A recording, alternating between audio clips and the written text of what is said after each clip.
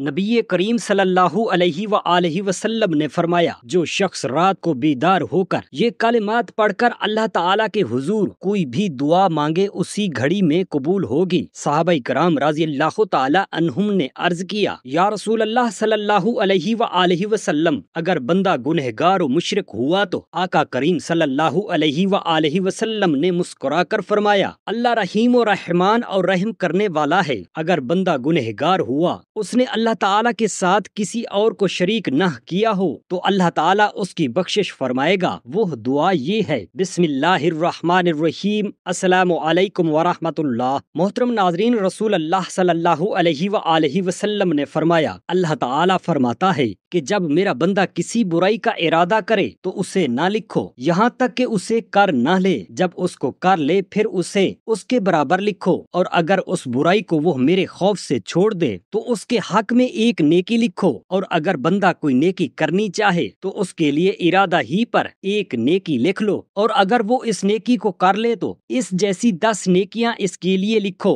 حضرت موسیٰ علیہ السلام کلیم اللہ تھے، روزانہ اپنے رب سے ہم کلام ہوتے تھے۔ ایک دن رب تعالیٰ کی طرف سے حکم ہوا کہ موسیٰ جاؤ اور اپنے سے کم تر کو تلاش کر کے لے آؤ۔ حضرت موسیٰ علیہ السلام نے حکم خدا سے ساری کائنات چھان ماری مگر اپنے سے کم کسی کو نہ پایا۔ شام کو خالی ہاتھ لوٹے۔ اللہ پاک نے فرمایا، اے موسیٰ، اگر آپ ایک بکری کے بچے کو ہی لے آتے تو ہم آپ کو نبوت سے محروم کر دیتے۔ کسی کو اپنے سے حقیر نہ سمجھو، کیونکہ اللہ تعالیٰ نے ہر کسی میں کوئی نہ کوئی خوبی ضرور رکھی ہے۔ قرآن مجید میں خداوند قدوس نے سورہ بقرہ میں اس مقدس صندوق کا تذکرہ فرماتے ہوئے ارشاد فرمایا ہے کہ یہ شمشاد کی لکڑی کا ایک بابرکت اور مقدس صندوق ہے۔ اس کا عجیب و غریب واقعہ کچھ یوں ہے، جو حضرت آدم علیہ السلام پر نازل ہوا تھا، یہ آپ کی آخر زندگی تک آپ کے پاس ہی رہا، پھر بطور میراث یکے بعد دیگرے آپ کی اولاد کو ملتا رہا، یہاں تک کہ یہ حضرت یعقوب علیہ السلام کو ملا، اور آپ کے بعد آپ کی اولاد بنی اسرائیل کے قبضے میں رہا، اور حضرت موسیٰ علیہ السلام کو مل گیا تو آپ اس میں توریت شریف اور اپنا خاص سامان رکھنے لگے۔ یہ بڑا ہی مقدس اور بابرکت صندوق تھا۔ بنی اسرائیل جب کفار سے جہاد کرتے تھے اور کفار کے لشکروں کی کثرت اور ان کی شوکت دیکھ کر سہم جاتے اور ان کے سینوں میں دل دھڑکنے لگتے تو وہ اس صندوق کو اپنے آگے رکھ لیتے تھے، تو اس صندوق سے ایسی رحمتوں اور برکتوں کا ظہور ہوتا تھا کہ مجاہدین کے دلوں میں سکون و اطمینان کا سامان پیدا ہو جاتا تھا، اور مجاہدین کے سینوں میں لرزتے ہوئے دل پتھر کی چٹانوں سے زیادہ مضبوط ہو جاتے تھے۔ اور جس قدر صندوق آگے بڑھتا تھا، آسمان سے نصر من اللہ و فتح قریب کی بشارت عظمی نازل ہوا کرتی اور فتح مبین حاصل ہو جایا کرتی تھی۔ بنی اسرائیل میں جب کوئی اختلافات پیدا ہو جاتے تو لوگ اسی صندوق سے فیصلہ کراتے تھے۔ صندوق سے فیصلہ کی آواز اور فتح کی بشارت سنی جاتی تھی۔ بنی اسرائیل اس صندوق کو اپنے آگے رکھ کر اور اس کو وسیلہ بنا کر دعائیں مانگتے تھے، اور ان کی دعائیں مقبول ہوتی تھیں، اور بلاؤں کی مصیبتیں اور وباؤں کی آفتیں ٹل جایا کرتی تھیں۔ الغرض یہ صندوق بنی اسرائیل کے لیے تابوت سکینہ، برکت و رحمت کا خزینہ اور نصرت خداوندی کے نزول کا نہایت مقدس اور بہترین ذریعہ تھا۔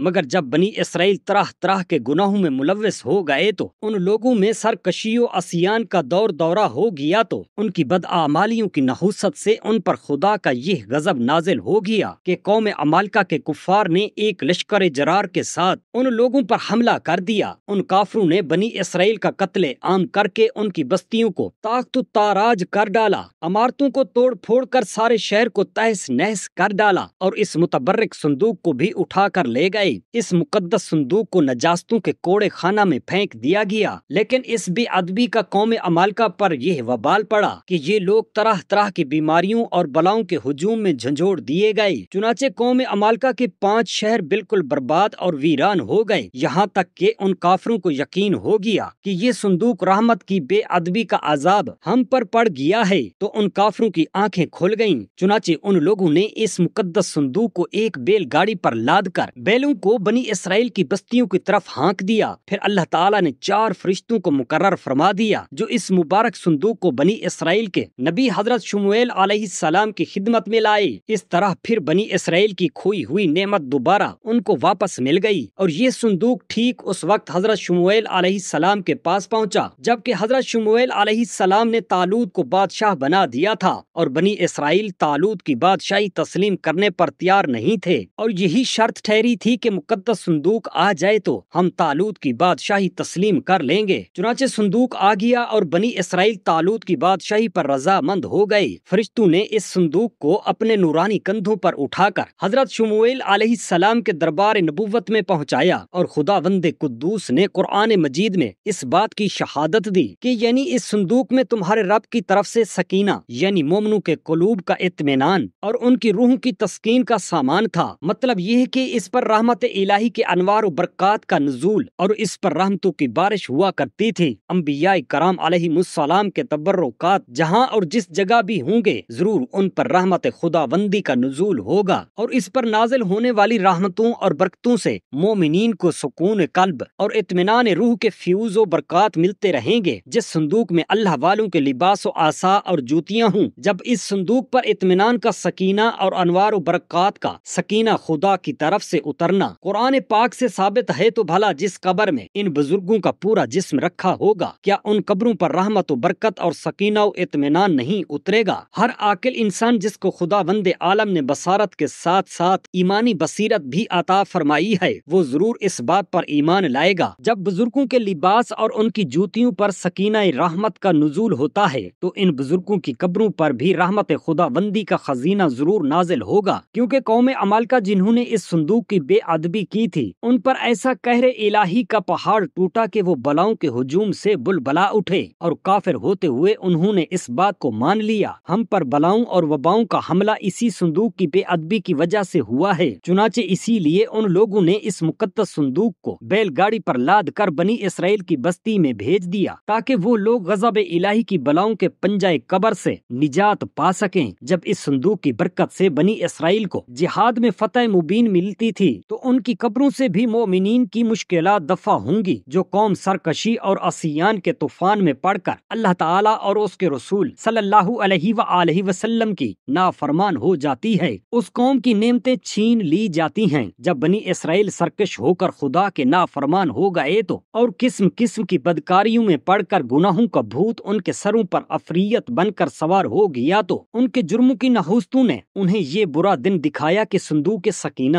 ان کے پاس سے قوم عمالقہ کے کفار اٹھا لے گئے، اور بنی اسرائیل کئی برسوں تک اس نعمت عظمیٰ سے محروم ہو گئے۔ حضرت ابراہیم خلیل اللہ علیہ السلام نے ایک مرتبہ خداوند قدوس کے دربار میں یہ عرض کیا کہ یا اللہ تو مجھے دکھا دے کہ تو مردوں کو کس طرح زندہ فرمائے گا، تو اللہ تعالیٰ نے فرمایا کہ اے ابراہیم کیا اس پر تمہارا ایمان نہیں ہے؟ تو آپ علیہ السلام نے عرض کیا کہ کیوں نہیں، میں اس پر ایمان تو رکھتا ہوں لیکن میری دلی تمنا ہے کہ اس منظر کو اپنی آنکھوں سے دیکھ لوں تاکہ میرے دل کو قرار آ جائے۔ تو اللہ تعالیٰ نے فرمایا کہ تم 4 پرندوں کو پالو اور ان کو خوب کھلا پلا کر اچھی صحت مند کر لو، پھر تم انہیں ذبح کر کے اور ان کا قیمہ بنا کر اپنے گرد و نواح کے چند پہاڑوں پر تھوڑا تھوڑا گوشت رکھ دو، پھر ان پرندوں کو پکارو تو وہ پرندے زندہ ہو کر دوڑتے ہوئے تمہارے پاس آ جائیں گے اور تم مردوں کے زندہ ہونے کا منظر اپنی آنکھوں سے دیکھ لو گے۔ چنانچہ حضرت ابراہیم علیہ السلام نے ایک مرغ، ایک کبوتر، ایک گدھ، ایک مور، ان 4 پرندوں کو پالا اور ایک مدت تک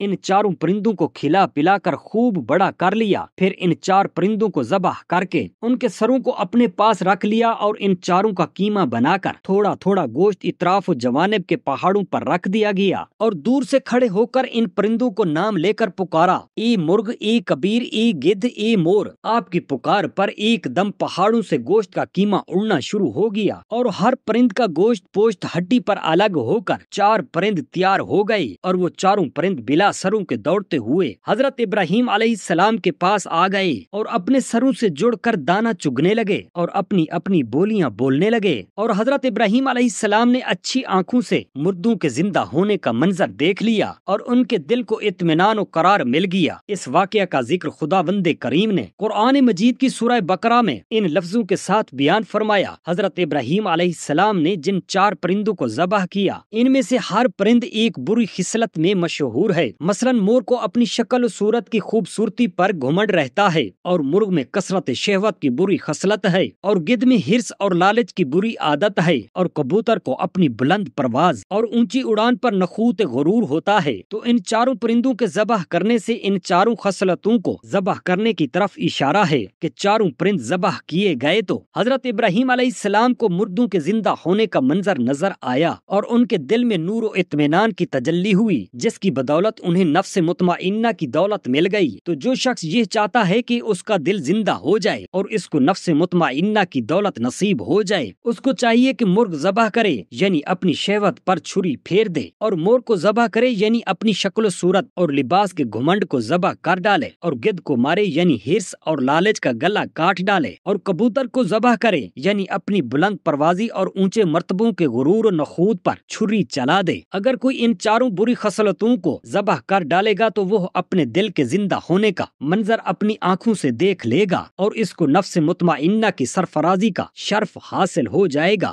ایک بار حضرت عائشہ صدیقہ رضی اللہ تعالی عنہا نے اللہ کے آخری نبی کریم صلی اللہ علیہ وآلہ وسلم سے پوچھا، کیا جنگ احد کے دن سے بھی زیادہ سخت کوئی دن آپ پر گزرا ہے؟ تو آپ صلی اللہ علیہ وآلہ وسلم نے ارشاد فرمایا، ہاں اے عائشہ، وہ دن میرے لیے جنگ احد کے دن سے بھی زیادہ سخت تھا جب میں نے طائف میں وہاں کے ایک سردار عبد یالیل کو اسلام کی دعوت دی۔ اس نے دعوت اسلام کو قبول نہ کیا اور اہل طائف نے مجھ پر پتھراؤ کیا۔ میں اس رنج و غم میں سر جھکائے چلتا رہا یہاں تک کہ مقام کرن ثعالب میں پہنچ کر میرے ہوش و حواس بجا ہوئے۔ وہاں پہنچ کر جب میں نے سر اٹھایا تو کیا دیکھتا ہوں کہ ایک بدلی مجھ پر سایہ کیے ہوئے ہے۔ اس بادل میں سے حضرت جبرائیل علیہ السلام نے مجھے آواز دی اور کہا کہ اللہ پاک نے آپ صلی اللہ علیہ وآلہ وسلم کی قوم کا جواب سن لیا اور اب آپ صلی اللہ علیہ وآلہ وسلم کی خدمت میں پہاڑوں کا فرشتہ حاضر ہے تاکہ وہ آپ صلی اللہ علیہ وآلہ وسلم کے حکم کی تعمیل کرے۔ پھر پہاڑوں کا فرشتہ مجھے سلام کر کے عرض کرنے لگا، اے محمد صلی اللہ علیہ وآلہ وسلم، اللہ پاک نے مجھے آپ کی خدمت میں بھیجا ہے تاکہ آپ مجھے جو چاہیں حکم دیں اور میں آپ کا حکم بجا لاؤں۔ اگر آپ کہیں میں ابو قبیس اور طائی قعان یہ دونوں پہاڑ ان کفار پر الٹ دوں تو میں الٹ دیتا ہوں۔ یہ سن کر آپ صلی اللہ علیہ وآلہ وسلم نے جواب دیا کہ نہیں، بلکہ میں امید کرتا ہوں کہ اللہ پاک ان کی نسلوں سے اپنے ایسے بندوں کو پیدا فرمائے گا جو صرف اللہ پاک کی عبادت کریں گے اور شرک نہیں کریں گے۔ نبی کریم صلی اللہ علیہ وآلہ وسلم نے فرمایا، جو شخص رات کو بیدار ہو کر یہ ان کلمات کے ساتھ دعا پڑھے اس کی ہر دعا قبول ہوگی۔ صحابہ کرام رضی اللہ تعالی عنہم نے عرض کیا، یا رسول اللہ صلی اللہ علیہ وآلہ وسلم، اگر بندہ گنہگار و مشرک ہوا تو آقا کریم صلی اللہ علیہ وآلہ وسلم نے مسکرا کر فرمایا، اللہ رحیم اور رحمان اور رحم کرنے والا ہے۔ اگر بندہ گنہگار ہوا، اس نے اللہ تعالی کے ساتھ کسی اور کو شریک نہ کیا تو اللہ تعالی اس کی بخشش فرمائے گا۔ وہ دعا یہ ہے، بسم اللہ الرحمن الرحیم، لا الہ الا اللہ وحدہ